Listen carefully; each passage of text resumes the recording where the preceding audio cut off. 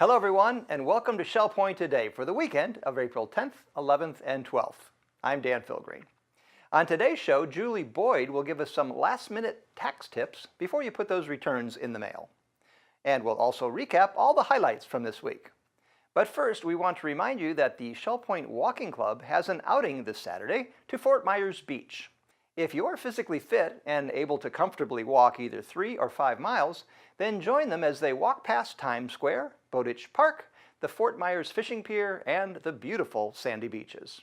The 5-mile walk will continue south to Matanzas Pass Preserve, Bay Oaks Community Park, and more. The trip departs from the administrative courtyard on the island at 8 a.m., and sign-up is required, so contact Jim Plummer at 337-2721. Also on Saturday, you won't want to miss the Saturday DVD for the film When the Game Stands Tall at the Woodlands. The movie tells the remarkable true story of legendary football coach Bob Ladouceur, who took the De La Salle High School Spartans to a 151-game winning streak that shattered records. When tragedy strikes, the coach must teach his players that it's not about how you fall, but how you get back up. There will be 2 showings of the film, one at 2 p.m. and again at 7 p.m. in the Grand Cypress Room. Looking ahead to Monday, there are 2 other events to tell you about. First, it's the Birds of Prey presentation about raptors found in Southwest Florida. Rachel Rainbolt of the Clinic for the Rehabilitation of Wildlife will speak, and also she'll bring a few of her feathered friends with her. The presentation will be in the Social Center on the island at 10:15 a.m. Also, Monday night is a Concerts and Conversations event with violinist Anna Sukorvamek. Born in Uzbekistan, she began her music studies at the age of 4. At the age of 14, she won first place in the 2005 Glazubinov violin competition in Paris. She currently is studying professional performance in violin at Lynn University Conservatory of Music in Boca Raton, Florida. She has performed in a number of orchestras, including the Hamburg Symphony Orchestra. You can meet her on Monday in the Grand Cypress Room of the Woodlands at 7 p.m. For tickets, stop by either service desk or call 454-2067. Well, it looks like we have a deadline with Uncle Sam in just a few days. The deadline to send in your IRS tax forms is fast approaching. So Legacy Foundation's Julie Boyd is standing by with Michelle Hoover for a few last-minute tips. Hi, I'm Julie Boyd with the Legacy Foundation, and I'm here today with Michelle Hoover of Alexander and Hoover CPAs. Hi, Michelle. How are you? Hi, Julie. Thanks for having me. I'm glad you could make it. I've got a few questions for you since it is tax season. Why is it so important for our new residents to tax plan in their very first year of coming here to Shell Point? Well, I've seen it in the past where if they come to me in January of 2015 versus December of 2014, they lose the medical deduction for the entrance fee. And with proper tax planning, we can increase their income quite a bit, and they don't have to pay tax on it. So there's lots of different planning tools that we have and to work with them to run different scenarios. Okay. It's really important that they see their CPA the year they move in. Okay, very good. And so why are Shell Point residents' tax situations so different then? What makes that different? At Shell Point, the residents, they pay a maintenance fee, and the maintenance fee is, it's every year the percentage changes, but it averages anywhere between 36 to 39%. This gives them the ability for many that did not have the opportunity to itemize in the past because their mortgages were paid off, they didn't have interest income. Okay. But with such a big medical deduction, they're now in a different situation where they have to keep the receipts, keep track of their medical miles, and take advantage of the medical deduction that's available to them to decrease their taxable income. Okay, perfect. And you just answered the question of, do I have to keep my receipts for things? Yes. What kind of receipts? Just medical? Well, for substantiation, and what I tell my clients is, if you pay with a check, then keep the canceled check. Okay. If you pay with cash, then keep the receipt itself. Okay. You always want to keep your receipts with your tax documents, so if you ever are audited, then we have something to show to the IRS You have backup. that backs it up. Exactly. Okay. And then do you only work with individuals? Do you work with any small businesses or people that are self-employed? Oh, I work with several small businesses in actually Lee County, so I help them. I'm very versed in QuickBooks. I used to teach QuickBooks across the country. Okay. So I help small businesses grow. That's good. Good. Okay. Because I know we do have several residents that are either own a small business still or are self-employed to some Yes. degree. So, okay, very good. And then remind us all of tax dates and times and extension times and those kind of things. Well, we all know and are familiar with the big April 15th date. Yes. And the extended date, if you extend your tax return, you have to have that submitted by October 15th. That's the extension deadline. Okay. Now, you need to make sure, though, even though you extend your return, you still have to have the money paid in by April 15th. So if you have a tax balance that's due or expecting one, have the money paid in by April 15th. Okay, that's good to know. And then also, how long have you been serving the Shell Point residents? How long have you been coming here? Our practice has been in business for over 25 years now, and I believe we've been with Shell Point for at least 15 of those years. We've been servicing residents here. That's wonderful. And then also, what's your location? I'm located in Fort Myers at the college, at the corner of College and Summerlin. Okay. So the Shell Point residents that come to my office, it's very convenient for Shell Point residents to come to my office as well as me come to their homes. Yeah, only a 10 or 15-minute drive at the most. Yeah, exactly. So, well, very good. Well, thank you for joining me today. I appreciate Thank it. you. And get ready for tax season. And now it's time to cover all of today's happenings, menus, and Village Church connections. Hello and welcome to the weekend edition of Shell Point's Happenings segment. I'm Bev Chandley and this is Caitlin Van Scoy, and we're going to tell you the activities going on here at Shell Point Friday, Saturday, and Sunday. We're going to start Friday off at 8 o'clock with the men's match play doubles tennis at the Woodlands Tennis Courts. Then we have 8:15 Stamp Ministry down in the Stamp Room on the island. From 8:30 to 11:30, you'll find the Friday Marketplace set up in the administration courtyard. Don't forget to go there and see what's going on and pick up some good stuff. At 9 o'clock, we have Canasta and Samba. That's played in the Commons second floor lobby. Our Susie Q boat heads to the Green Flash restaurant at 9:30. And at 10 o'clock, we have men's match play doubles tennis at the tennis courts. The Veterans Club will be meeting in the Grand Cypress Room at 10 o'clock. We have a genealogy meeting. That'll be in the Osprey Room at 10:15. Also at 10:15, the Inquiring Minds group will be in the Manatee Room on the island. Here's Caitlin for the afternoon activities. Thank you, Bev. We're going to start Friday afternoon with mixed progressive bridge in the game room of the Woodlands at 12:30. At 1:15, we have advanced table tennis in the Tarpon Room. And the quilters will be gathering in the Osprey Room at 1:15. The model train room will be open from 1:30 to 3:30 on Friday.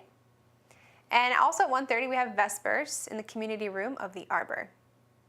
At 2 o'clock, bid euchre will be played in the Sable Room of the Woodlands. And come out for water volleyball at 2:15 in LifeQuest Aquatic Center.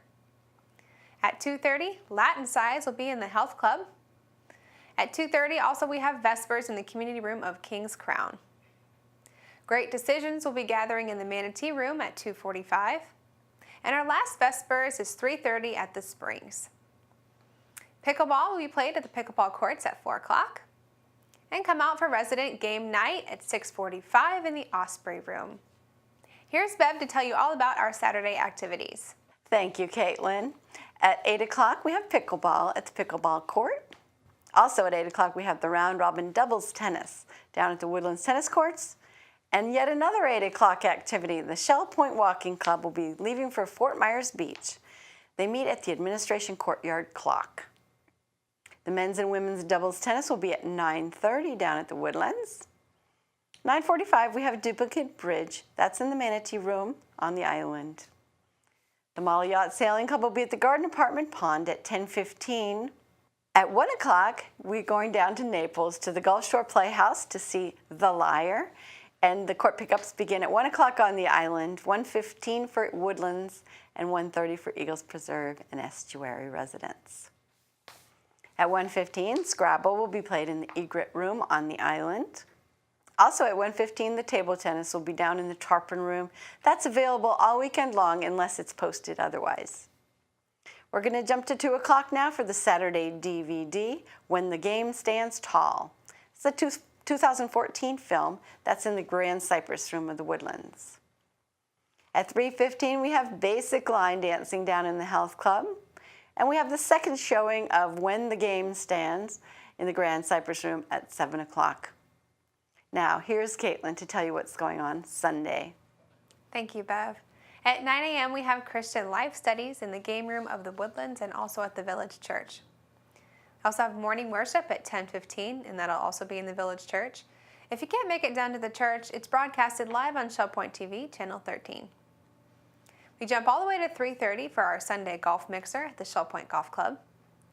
And at 4:15, we have ballroom line dancing for beginners, and that'll be in the Health Club. Our last Sunday activity is the evening service at the Village Church at 6:15. Well, thanks so much for joining us. We'll see you right back here tomorrow. Menus for your weekend. In the Crystal Room, the Crystal Platter on Friday is baked salmon with wild rice and primavera vegetables. The dinner special is the seafood buffet for $15.95, and the soup of the day is New England clam chowder. In the Island Cafe for lunch on Friday, the special is a taco salad for $7.25. The dinner special is Chef's Choice for $8.25. Dinner specials in the Palm Grill on Friday are triple tail for $16.95 or soft shell crabs for $17.95. On Saturday, the Crystal Room is closed.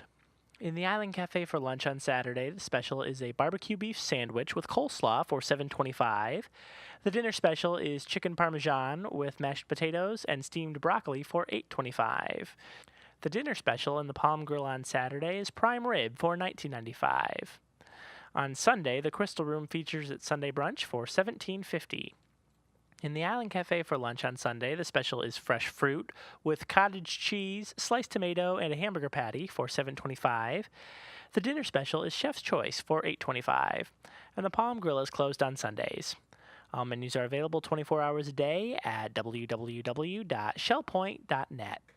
Hi, welcome to Village Church Connections. I'm Andy Hawkins, the senior pastor of the Village Church, and I'm here with Randy Woods, our minister of worship and music, and we're here to look at the weekend activities. Always a special time, isn't it? Yeah, the second Sunday of April, right after our Easter celebration. We look forward to gathering again as a church and community this Sunday. That's right, and I hope we continue to have sort of that afterglow from Easter. Oh, yes, we will continue the celebration with festive music as the choir is singing, and your wife will be sharing a special solo Sunday morning. Indeed she will, my favorite soprano. Yes. Jean will be singing Sunday morning, then we look forward to returning to our study in the book of Hebrews. That's right. Right, yeah. And if I remember correctly, we are just into the end of 11 and 12. Yeah, we're in chapter 11. Still in chapter 11 is a rich chapter. It is. You know, and we don't want to rush through it. We don't want to rush through it. And we've had a couple of messages in chapter 11, and we'll be looking at some really, I think, fascinating dimensions of that chapter as it unfolds before us. It really talks about the faithfulness of a lot of the great Old Testament saints, and they all have sort of a different dimension of faithfulness that we'll see. Well, as we share together the study of Hebrews, the music, we also will share the Lord's Supper and a special communion time Sunday morning, as we do this month. And then on Sunday night, we're looking forward to hearing one of our residents will be speaking. Tell us about Victor. Victor Oliver has a wonderful background in ministry. He's been overseas as a missionary, but also has been involved a lot in publishing, Christian publishing, and a wonderful testimony of God's faithfulness to him, and really a sharp expositor of the Word. And he's going to be speaking, as you might remember, we are actually in an evening series when we don't have other activities going on like Holy Week or concerts or things like that. We're in an evening series dealing with the character of God. Right. And that is, of course, a huge topic, and who knows how long we'll spend in it. That won't be forever, but there are a lot of dimensions of the character of God. And Victor will speak in a way that I think will supplement that series, because he's going to talk about how God reveals himself in answer to prayer. Well, I look forward to hearing Victor. This will be the first time for me. We're blessed with so many residents who share in different ways in support of the ministry to participate. Obviously, the musicians who work with us, and those leaders, and so having Victor participate will be really nice on Sunday night. That's right. Yes. So it's going to be a big weekend, I guess. Yes, that's right. And not only that, but we also have a food drive that's been going on, and we're going to bring that to a conclusion, but certainly an opportunity for people to... Well, I announced that earlier this week with Jan Emmerich, and folks are welcome to bring their food items to the church. As we finish here this Sunday, the 12th, then all those items will be collected and taken to the food pantry on Monday morning. So, big weekend. Yes. Lots of things, worship, teaching, and then also the service that we provide to those that are less fortunate. Thanks for joining us for Village Church Connections, and we hope to see you soon. And now it's time to highlight stories from this week on Shell Point Today. Last week was the gala at the photo contest and show. Winning photographers in each category were announced, and Melody DeSoleil gave us the opportunity to capture several of the first place winners with our cameras. Hi, Shell Point. What you see directly behind me is the audience for our annual photo contest and show. It's always a very exciting time where we reveal the winners of this wonderful show. And as you can see, there's pictures all throughout the perimeter of the Resident Activity Center here on the island. So of course we say everyone is a winner, but we will be announcing first, second, third place, and possibly an honorable mention for the show.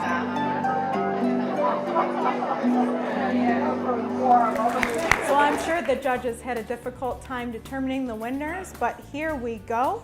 We have the first category, which is architecture. And for the first place ribbon, we have John Rohde with Hotel Hallway San Jose.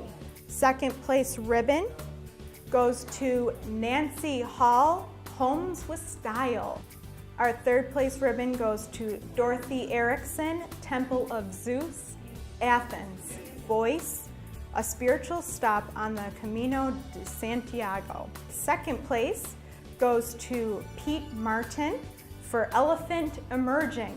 Third place ribbon as well for Flower Lady. Okay, now we are moving on to the third category, Birds Anywhere. Our first place winner is to Phyllis Ingalls for Tea for Two. Second place goes to John Rohde for I Can Dance. Third place goes to Carl Bowser. It must have been something I ate. Number 4 category is fun and festive events. And our first place winner goes to Frank Moore for Free Ride. Second place goes to Pam Blau, Highland Boy. Third place, Pete Martin, High Water Flyer. Category 5 is Other Wildlife Anywhere. Frank Moore, Hopping on Board. The ribbon for second place goes to Mary Hirsch, Any Snacks for Me. And ribbon for third place goes to Lyle Labor, Baby Raccoon. Category number 6 is People. Blue ribbon is Alvin Williams. It doesn't get better than this. Ribbon for the second place goes to Fran Ippenson, Artists in Nature. And third place goes to David Tompkins, Shelling Morning Fog. Now we're on to category 7 for pets. First place goes to Anne Chatfield for Phineas, My Love. Fran Ippenson for What's Up, Doc? And third place goes to George Bale for Calypso. Category number 8, Scenery at Shell Point. First place ribbon goes to Roberta Young for Shell Point Sunrise. Second place goes to Jean Warden for Color Our World. Third place is Holly B. English with Morning Tranquility. Scenery Elsewhere. First place goes to Prue Harris for Sunrise Moon Setting at Bunch Beach. Second place ribbon, Patty Waters for British Columbia View. Third place, Caribbean View for Frank Moore. Still life category, Judith Krug, first place for Harvey's Private Cellar. Pete Martin, second place for Water Drop Images. Third place goes to David Marriott for Fanfare. Category 11, and it's Travel. Our first place winner is Patty Waters for Sicilian Hound. Our second place winner is George Nelson for Majestic Matterhorn. And our third place winner is Mary Hirsch, Iwo Memorial. I am standing here with Phyllis Ingalls, who not only won a first place ribbon for her T for Two photo, but she also won our annual Ted Boynton Best in Show trophy. Phyllis, would you hold that up for us and let us take a good look at that beautiful trophy? Look at it shining. Isn't that wonderful? Yes. Now, Phyllis has participated in many shows and has won many ribbons, and this is your first trophy, correct? This is my absolute first trophy. I can't believe it. I'm just overwhelmed. I really am. Good. Now, Surprise. You were surprised then that you won? Yeah. Oh, well, hello. Yes. Now, can you describe your picture to us? Yes, it was a picture that I took in North Carolina, up on the mountains, and in North Carolina in the morning, early morning, it's always foggy, and it was foggy that morning, and I got up and I looked out the lanai and I said, whoa, there's hummingbirds out there, and they're silhouetted against the fog, and I had bought the red bird feeder. Therefore, I took it, and here we are. How long have you been taking pictures for? I started taking pictures after I came here. I did. I met Herb and Les, and they took me under their wing, and here I am. Well, you hear that? We were brought full circle. Herb and Les took her under their wing, and she won with a winning picture with wings, hummingbird wings. There you so go. So it's all connected. Thank you, Phyllis, and congratulations. Thank you. It's been a lot of fun. I am here with John Rohde, who won a first place ribbon in the newest category, new to this year's show, Architecture. And I want to know, John, what inspired you to take this picture? We were at the hotel in San Jose, Costa Rica. It was early in the morning and the sun was coming down the hallway, and I said, well, I just got to take that picture, you know, and it came out. Absolutely. Well, he said it was the first shot, and it also got the first place ribbon. So right. Congratulations, Thank you. John. You're welcome.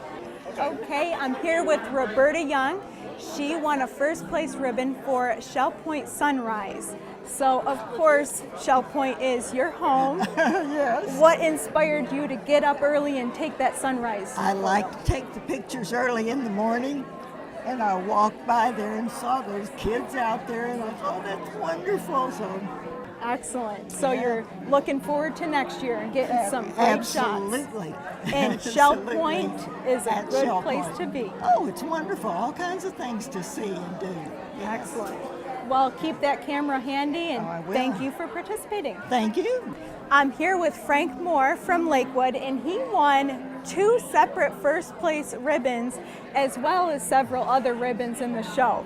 So Frank, you won free ride in the fun and or festive events category, and also you won hopping on board with other wildlife anywhere. Yes, this is a wonderful way to share. I put bird pictures on the elevators in my building, and sharing what you love is pretty special. That is absolutely so true. And honestly, I couldn't say it any better. So this is a man who not only gives of his talent, but keeps improving on his talent. So thank you so much for participating. Thank you so much. Thank you. Alvin Williams, who is from Lucina, and he won a first place ribbon in the category People. And the title is It Doesn't Get Any Better Than This. And I would say, getting first place, it doesn't get any better than that, does it? Shell Point doesn't get any better than this. Hey, well said. So what inspired you to take that photo, Alvin? I just started actually taking photographs last year. So my stepfather was an artist and my mother's an artist. And so I have some perspective. Yeah. but I've just started this and I really enjoy it. That is fantastic. I am here with Judith Krug, and she is from Eagles Preserve, and she won in the category of still life, and it was Harvey's Private Cellar was the title of her picture. I took it at Harvey's Winery, Harvey's Bristol Green Winery in Spain, and I took it with my iPhone. You did? Yes.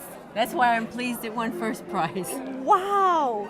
If that doesn't tell you something, that technology has come so far. Clearly you have an eye for what looks good, but an iPhone and your eye can make a winning photograph. And I didn't Photoshop it at all. That is fantastic. So well, congratulations. Can we look forward to you participating in more shows? Oh, sure. Absolutely. I enjoy it. Well, that wraps up our photo contest and show award ceremony. Thank you so much for joining us. You still have time to come out and enjoy these photos, these 8x10 beautiful portraits that were put on display for your enjoyment through Friday, April 10th. So I hope to see you out and about in your community, and be sure to take some great pictures. The weather has been perfect for outdoor activities lately. It's important to keep our bodies limber and toned, which can be accomplished with some simple stretching and exercises. Heather Batty and Melanie Broad provided us with another fit tip.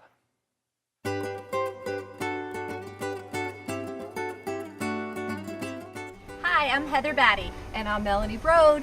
We're here with today's Fit Tip. You ready? I'm ready. What are we going to do today? Today we're going to do another team building exercise. We're going to use this 5-pound ball. You've seen it maybe in a previous tip. If you don't have one, you can use a grapefruit, a beanbag, anything will work. Are you ready? All right, here we go. We are going to turn to the side, away from each other, and then pass it, or you can toss it, but we're passing. Make sure you're on the balls of your feet. Your core is engaged. You got to button that spine. Navel to your spine, keep it tight. Full range of motion. This is a great warm up for golfers. Yeah. Tennis pros. Twisting that core. And make sure you guys are breathing through this. Don't hold your breath in your exercises. I can feel it already, Heather. I don't know about you, but it's working. This is a great one. Woo. I think that's good. Okay. Thank you. See you later. Just as the body needs physical exercise to keep fit, the brain needs mental exercise to stay active and healthy.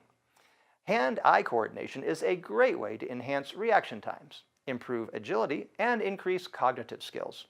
Fitness coordinator Melody Broad told us about her new hand-eye coordination class entitled Brain Games.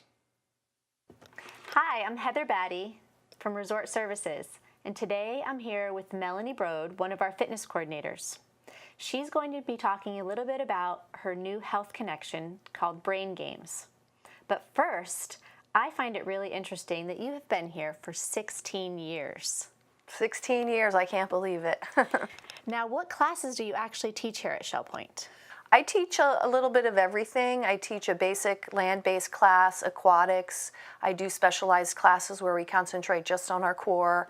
I use a lot of props and apparatuses in my class. I like to have a lot of toys in my class. So you never know what you're going to get, but it's a pretty well-rounded routine.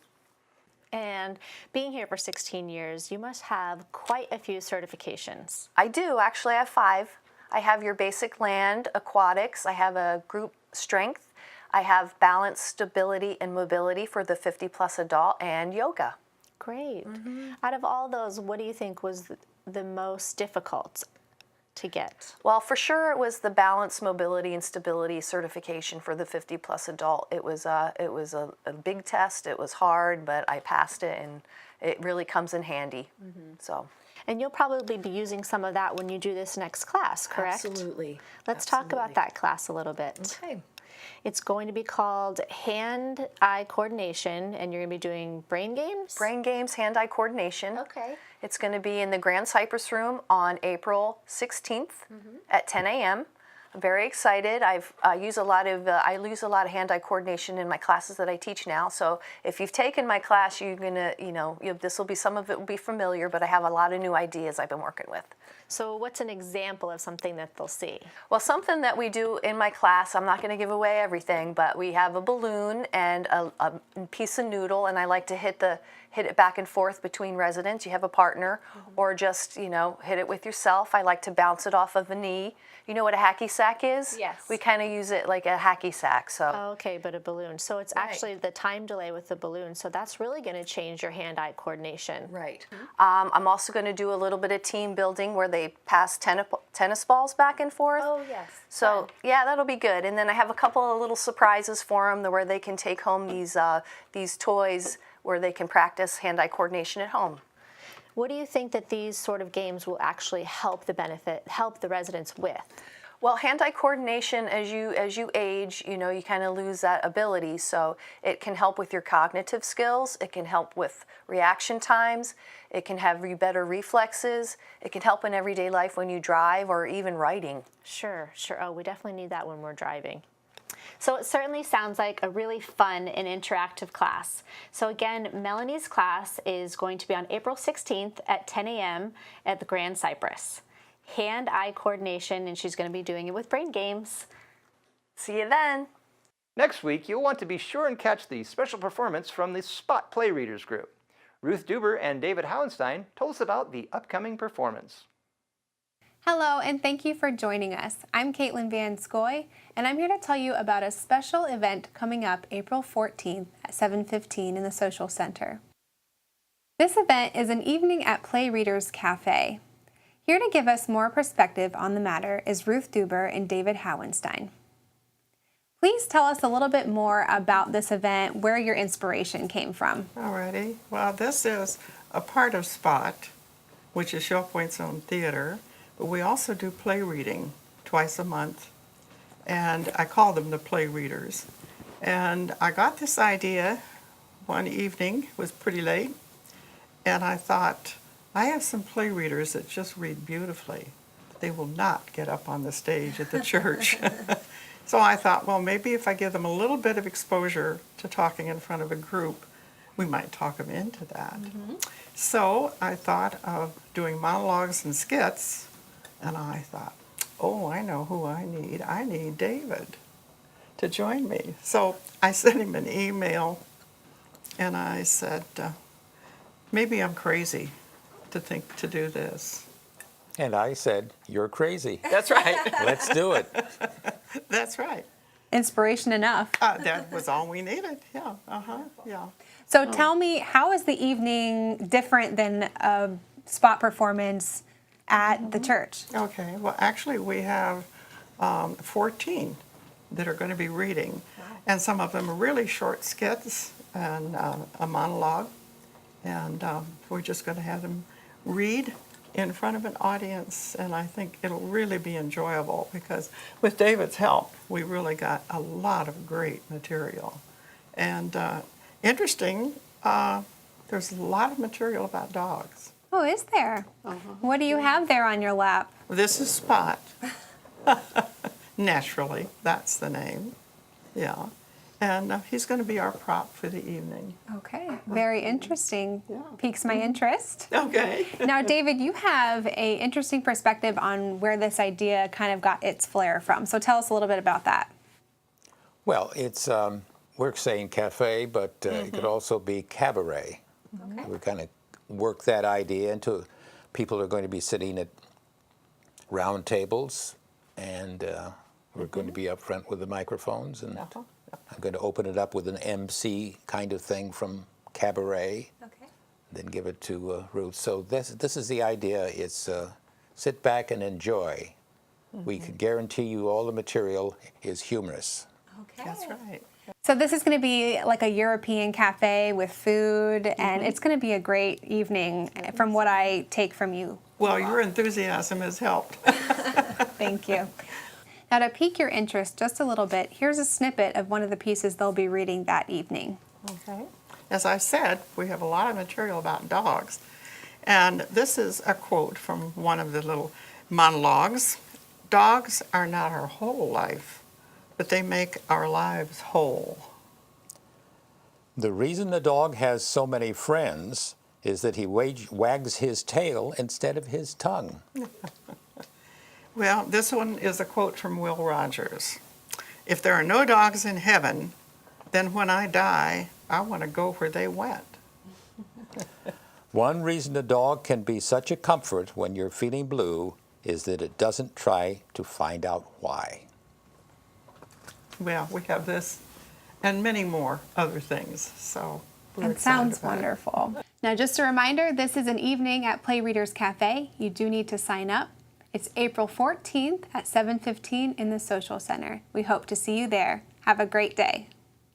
Earlier this week, Shell Point's own golfing instructor, Gary Keating, gave us another tip to improve your swing.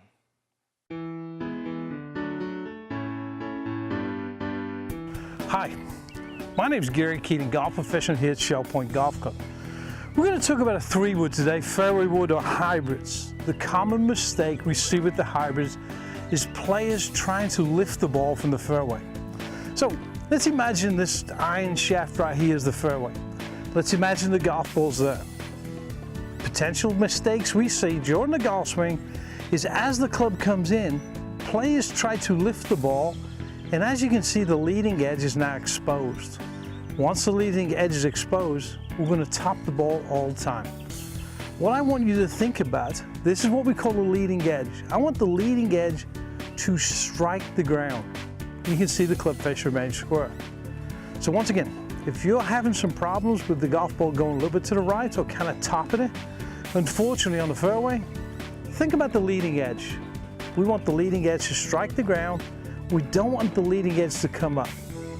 As soon as the leading edge comes up, you can see basically the leading edge is going to hit the top of the ball, and we create what we call a tremendous amount of top spin. From there, the ball rolls along the ground. What I personally think about when I'm playing golf, especially with this particular wood, I like to think about the leading edge striking the ground first. So let me show you what that looks like.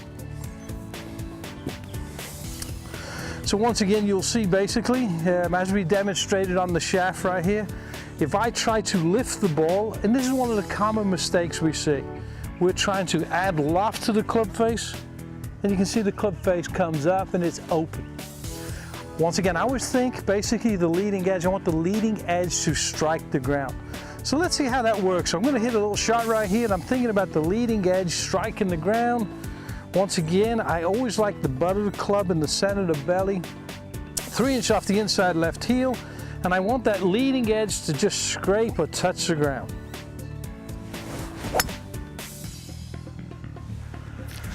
And there we go. I personally like to strike the ground with the fairway woods. I don't like to pick the ball.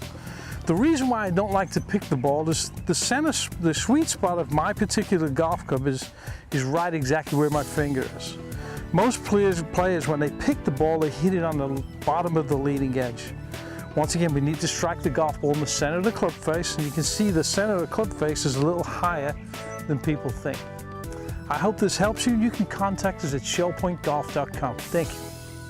After moving to Florida, Austrian native Elizabeth Vermeer decorated her home with some wonderful antique art and furniture pieces, which have been in her family collection in Austria for hundreds of years. I grew up in the town called Raab, R-A-A-B, Austria. Very small town, it's about 1,000 people. And years ago it was bigger and busier. We used to have 5 bakeries, 18 taverns and restaurants, 3 breweries, and it was a very busy town, but time has changed, and most of the people who had their businesses can't support anymore in this small town. People have cars and they go someplace else. But the people are still the same. My neighbors are the same that I grew up with, and our father taught us how to work. We had a big farm. We had a restaurant at home. Downstairs are the restaurant rooms. That's the restaurant. That's the hall up there if there's a wedding. And then here are the stables. And I was supposed to get that because I was the oldest, but I had to disappoint them. I didn't really want it. First opportunity, I was looking to go to America because I didn't think I was going to stay in America. I just thought maybe a year, 2 years. I see Lakeshore Drive with the lights on. I was amazed. And I stayed with a lady in Arlington Heights. It's near Chicago. She was ill and she needed someone in the house if something happens to her.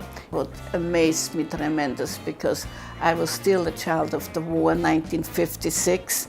And I go to this lady and Christmas came and she bought a turkey. I said, Mrs. Knapp, who's coming for dinner? She said, nobody, just you and me. I said, you and me and a turkey? She says, yeah. And this immense, it was very difficult to understand. And also very difficult was they served water with the dinner. I come from a restaurant. We don't serve water, we drink the beer, you know. I'm trained as a kindergarten teacher. But the first job I took, the children talked back to me. And I said, what? I'm studying 4 years in college. And then the children talked back to me. Like I said, pick up the pencil. And they say, pick it up yourselves. But those were not Austrian children. Those were American children from Chicago. So then I took a job in an office, 9 to 5. I was a sales lady for cars. I love first leasing and then selling.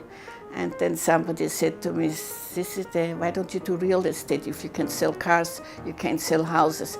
And instead of $200 commission on a car, you get a lot more. I worked day and night. First apartment I sold downtown, 5415 Sheridan Road, Park Tower. I sold at 2 o'clock at night. They called me up, the fellow, he said he was a bartender. And the only way he can see the apartment is when he comes home from the bar. I said, what time you come home? He said, 2 o'clock. I said, I'll wait for you downstairs. And fortunately for me, it was a beautiful apartment on the 45th floor, looking downtown, the lights, you know, like Elizabeth Taylor's jewelry box, you know, the lights, and then the lake and the moon and everything. And I sold the apartment. It was amazing. In 6 months, I made $38,000, and I came from $180 a week. But I loved it, and this is what it is when you love something. And my people always got a little extra when they moved in. I helped them arrange for the elevator. I got them cleaning ladies. I got them the painter. I did all these little extra steps that you don't usually get. And also, I went with them to get a mortgage. Some of them were foreigners just like me, so I did extra. It was always my dream, moving to Florida. My son had 2 weeks of vacation coming from a customer affairs. He has a gas station, and we went to Marco Island, and we used his vacation time. It was raining that day, 3 days. What does a broker do when it's raining 3 days? They look at apartments, right? So in 3 days, I found a piece of land. I found a builder. I got the bank. And after 3 days, I started building. That's how I got to Florida. I was there about 2 months, 3 months in August, and lay on the pool. And a lady comes and we talk. And she said, I come from Chicago, so do I, in Park Ridge. I said, I have a house in Park Ridge. And she says, where? And I told her it was a couple of blocks away from her. And she said, you're Elizabeth, aren't you? I says, yeah. And she said, she gave me her name, and she said, which apartment? She said, 3204. And I look at her, I said, that's not possible. I sold this to a Yugoslavian lady by the name so-and-so. She said, that was me before I got married. I mean, in the midst of summer, I found her. So that was, you just never know where your friends are. It is really strange about Austria. I'm still inside very connected to them. So every year before I bought in Marco Island, I used to go home for about 2 weeks, 10 days, go home. Okay, so I went home. And then my aunt died and she left me the furniture. It's 1840 is when it was built. And they've been in our family ever since. That's what makes it valuable, because it has all the original things. This is a book I'm aware. It's 1780. It's in the Biedermeier family. A little before Biedermeier, I would say about 40 years before Biedermeier. This is the most expensive part what I have.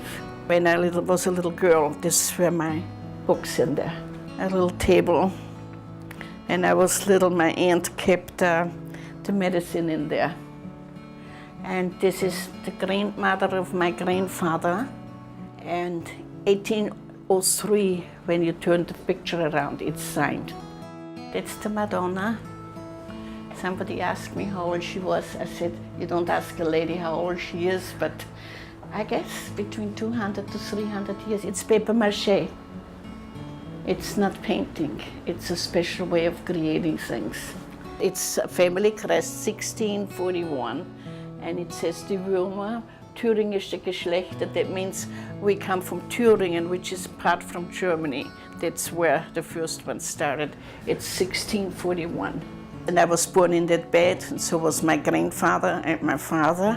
Notice how short they are, because the people at that time, they were not tall like us, they were shorter.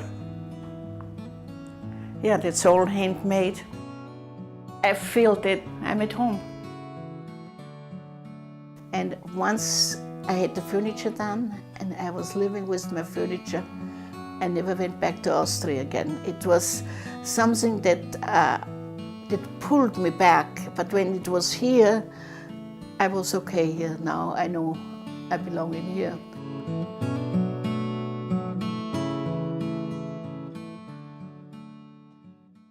One Shell Point couple who has been heavily involved with the Holocaust Museum is Benno and Carla Benninga of Rosemont. When the Nazis invaded the Netherlands, their two families had to find hiding places, and they did not emerge for more than 2 years. Benno wrote a book about his ordeal called In Hiding. Here now is the story of Benno and Carla Benninga. I was born in a small town in the Netherlands called Leeuwarden, capital of the province of Friesland. Friesland is a dairy province. The Holstein cows come from there, the white and black cows. That's what it's known for. And of course the dairy industry, although my father had a margarine factory. And people ask me, how come in the dairy country you make margarine? But in those days, the people exported the butter and ate the margarine. I was born in The Hague, which is the seat of government in Holland. Our mothers were cousins.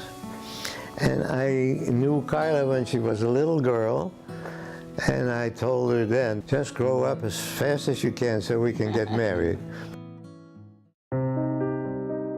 In 1940, May 10, the Germans invaded, and the first year and a half or so, they left us alone. But then all hell broke loose, and all the regulations came that we weren't allowed to do this and that. People had been picked up and were sent to concentration camps. So that's when my parents decided to go into hiding, which was very, very difficult. My father had 100 people working for him, and there wasn't one who offered to help us until my mother's seamstress came to us and put the key on the table. And when my mother said, what is that? She said, if it gets too hot for you, you come and stay with us. And they lived with 2 children in a small flat in Amsterdam, and they took us in too. But we could not stay there because the son had to go to work to Germany, and when they would come to pick him up, they would find us. So then we had to find another place, and that was under the smoke of Amsterdam in a small town. And these people had no money, but they figured the war is going to be over in a few months. So for a sum of money, they offered to take us in. Very small house, and we were in the attic most of the time. Unless she was in a good mood, we were allowed to sit in the living room. The woman started to abuse us terribly, physically and mentally. I read some books when she would allow us.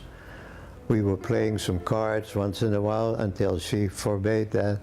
We had a radio, and we would listen to the Allied radio from London, the Dutch radio, free Dutch, when she would let us, you know. But other than that, the local papers were all German, of course. We could not venture out, it was too dangerous. Even the neighbors weren't supposed to know that we were there, although the woman shouted and screamed. So after the war, we found out that the whole village knew that we were there. And I'm telling you, I'm so unbelievably grateful for that whole village that they never told the Germans about us. I still don't understand how I survived those 2 years. Our God sent was the minister who lived there. He visited us and he took my mother and sister in with them in the house next to the church. And then the last few weeks my father and I were there too until we were liberated. November 41, the Germans came to the house. We all had to move to Amsterdam they wanted to have every Jew that was there in Amsterdam was easy target. We were allowed to take, I believe, our beds and our clothes, and that was about it. So we went into hiding, except unlike Benno, we all went different places. I was the first one picked up, which I considered lucky. And then they came for my parents, left my sister. The fact that my parents left my 13-year-old sister not really knowing whether people would come, but they did. So none of us knew where the other one was. I was 15 years old, and I had to have an optimistic view or I wouldn't be able to make it. My sister actually wasn't that far away, but I didn't know it. But finally, I found out and was able to go see her. And about my parents, I didn't know anything. They found out that my parents were there and they picked them up, taken to a concentration camp in Holland by the name of Westerbork, which was basically a holding camp. They never killed anybody, but the trains to Germany went every Tuesday. But my parents were there afterwards at the time that the trains didn't run anymore. So they survived. I was able to get books to study. I think I was a year away from high school graduation. Went to take a typing course, very first thing I did when I was free. And then I found a job with the American forces. They had a headquarters in that town, and I spoke English, and I could type. So they gave me a job, and then when I went to see my parents, they gave me some sort of a American Army jacket and some papers, and it took us, I think, 4 or 5 days to do 200 miles, because all the bridges were out. There was 3 bridges in Holland that you have to cross normally on a bridge, but they were down. It was a happy ending. There weren't very many people in Holland that survived as a whole family. In our family, we were the only ones. All the others were either gone or they had a family member missing. My father lost all his brothers and sisters with their families. My grandfather was killed in Auschwitz. It's been a long time, and yet we still think a lot about that time, which sort of influenced part of our life. We both went to the university. Yeah, we both went to university, and her mother invited me from time to time for dinner. So I figured I should reciprocate. So I thought, well, I'll invite one of the daughters to the movie. And from then on, we dated. We were married in 1950. A week or so after my final exam, we boarded the New Amsterdam and we came to America on the boat. America was the country that liberated us, and we were in awe of this fantastic country. And I wrote all the margarine companies in America, and the one company in Cincinnati accepted me. We were written up in the papers and all that, and we were invited by people. And I had to give a talk to the local accountants branch about the economic situation in Holland. I still don't know how I did it. And what was it? New York. The hot dogs. And they said, would you like a hot dog? I said, I don't eat dogs. You know, I mean, you think you just never would think of. Our daughter was born in 1952. Her name was Irene. And our son, Ron, was born in 55. The big shock of our life is when our daughter in 1971 went to Europe. They rented a little cottage. Gas heater was vented in instead of out. Our daughter, who was 19, died of carbon monoxide. You never get over it, obviously, but we were able to live.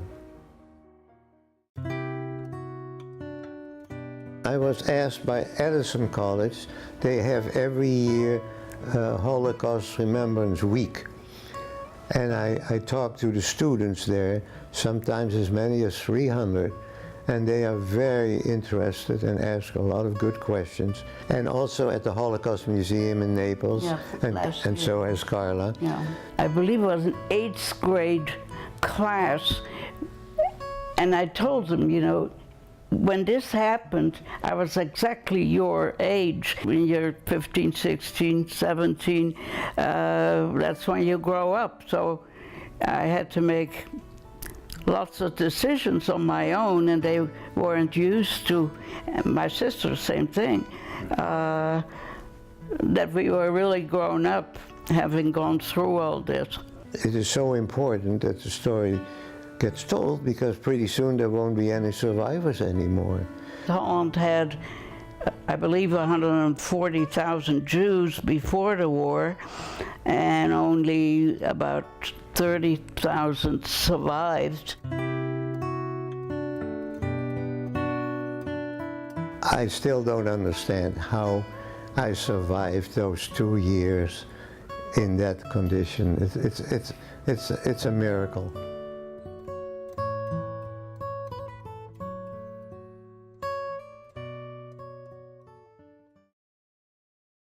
Well, that's going to wrap it up for this week's Shell Point Today for the weekend of April 10th, 11th, and 12th. I'm Dan Filgreen, and from all of us here at Shell Point TV, we hope you have a wonderful weekend, and we'll see you again on Monday for more news and information about the place where you live.